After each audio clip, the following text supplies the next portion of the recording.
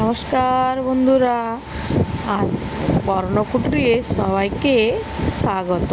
আজকে আমি একদম একটা নতুন রেসিপি নিয়ে হাজির হয়েছি আপনাদের সামনে। তো এখানে আমি নিয়ে নিয়েছি পরিমাণ মতো আটা, আর নিয়েছি দিয়ে দিচ্ছি অল্প লবণ, আর দিয়ে দিচ্ছি বাড়িতে কুড়ানো শুকনো নারকেলের গুঁড়ো। এখানে আর দিয়ে দিচ্ছি চিনি। এখানে আমি চিনিটাকে গুঁড়ো করে নিয়েছি, আপনারাও পারলে গুঁড়ো করে দেবেন। আর দিয়ে দিচ্ছি এখানে আমি দিয়েছি ঘি ময়ন। এখানে এই রেসিপিতে ঘি ময়ন দিলে খুব ভালো হয়। এরকম কম উপকরণ দিয়ে বাড়িতেই যদি বিস্কিটের মতন কিছু খাস্তা খাবার বানিয়ে নেওয়া যায় তাহলে দেখবেন। আর দিয়ে দিচ্ছি এখানে মুড়ি। তো এখানে আমি এই দেখুন কীরকমভাবে টোট বানিয়েছি।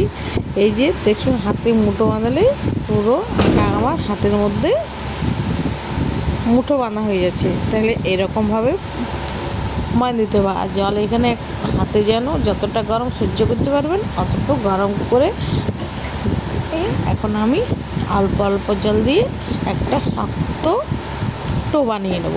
এখানে কিন্তু লুচি পরোটা বা রুটির মতন করে টো বানালে হবে না, এখানে টোটা একটু শক্ত বানানো হবে। তাই জলটা একটু বুঝে সুঝে দেবেন। এই যে দেখছেন আমি কীরকম টোটা বানিয়েছি এবং কী পরিমাণে শক্ত হয়েছে। দেখুন, হাত দিলে টিপলেও কিন্তু টিপা যাচ্ছে না। ঠিক এরকমভাবে একটা টো বানিয়ে নিতে হবে। এখন এটাকে আমি কিছুক্ষণ রেস্টে রেখে দেবো, বেশিক্ষণ রাখবো না, ওই 10-5 মিনিটের মতো বাস। এবার আমি দেখুন হাত দিয়ে কীরকম একটা শেপ দিয়ে দিচ্ছি। আপনারাও ঠিক এরকমভাবেই শেপ দিবেন।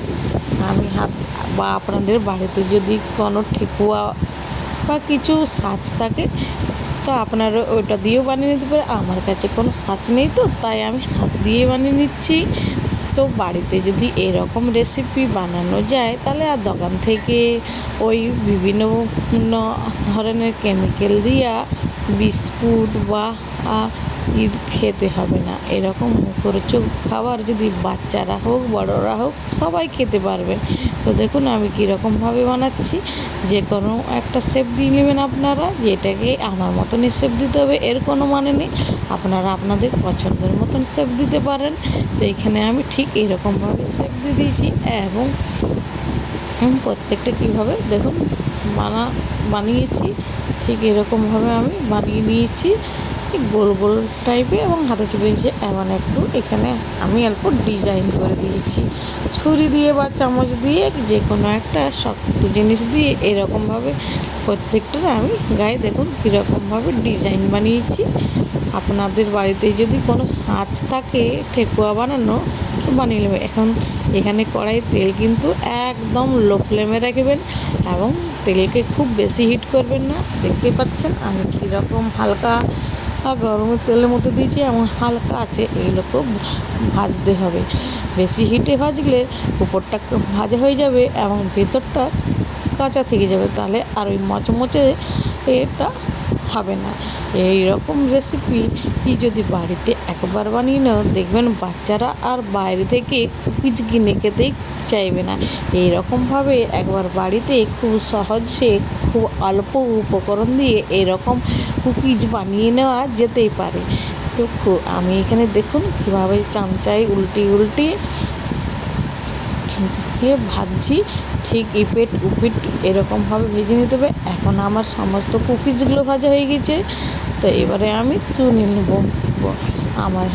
আমি দেখুন ঠিক কীরকমভাবে আমি তুলে নিচ্ছি। আপনারা যদি ঠিক এরকমভাবে আপনারা বাড়িতে অবশ্যই বানিয়ে নিতে পারবেন। আমি যেভাবে দেখিয়ে দিলাম একবার এরকমভাবে বানিয়ে নিয়ে দেখবেন, তাহলে বাচ্চারা আর বাইরে থেকে খেতে চাইবে না এবং বড়দেরই খুব ভালো লাগবে। ভিডিওটা যদি ভালো লাগে তাহলে অবশ্যই লাইক করবেন, কমেন্ট করবেন এবং চ্যানেলটিকে সাবস্ক্রাইব করবেন। তো এখানে দেখুন আমি আরও একবার কীরকমভাবে ভেজে নিচ্ছি সেটাই আপনাদেরকে দেখিয়ে দিচ্ছি। ঠিক এরকমভাবে আমি সমস্ত কুকিজগুলো ভেজে নেব। এইভাবে দেখুন কীরকম কুকিজগুলো ভাজা হয়েছে এবং দেখুন কীরকমভাবে কেমন একটা মচমচে শক্ত টাইপের হয়ে গেছে। দেখুন আপনাদেরকে আমি দেখিয়ে দিচ্ছি চামচ দিয়ে, দেখুন ভাঙছে না অথচ মচমচে শব্দ হয়েছে। দেখুন একটা ভাঙিয়ে দিয়ে দিচ্ছি ভিতরটি কীরকমভাবে ভাজানো হয়েছে। ঠিক এরকমভাবে আপনারাও ভেজে নেবেন। এখানে কিন্তু একটা কথা বলে দিচ্ছি, অন্যরকমভাবেই উনুনের আঁচ কিন্তু বাড়াবে না, একদম লো টু মিডিয়ামে ভাজতে হবে। তো তো ভালো, আশা করি ভিডিওটা এখানে শেষ করছি। নমস্কার, ধন্যবাদ, ভালো থাকবেন।